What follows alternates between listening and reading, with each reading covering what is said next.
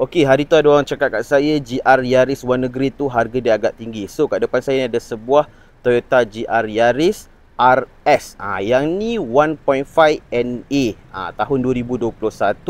Harga dia bawah 140,000 korang dah boleh dapat dah.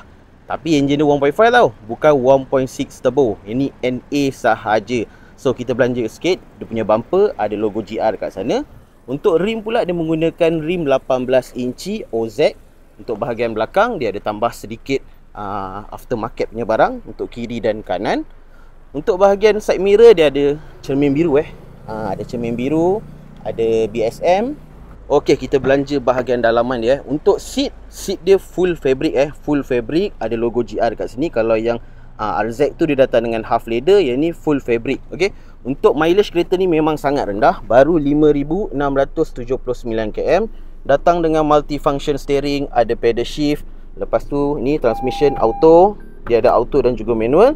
Lepas tu dia menggunakan electric brake. Okey. Ada HUD juga. So guys, kalau korang berminat dengan Toyota GR Yaris ni, korang boleh roger saya, Akmal Bun. Ciao.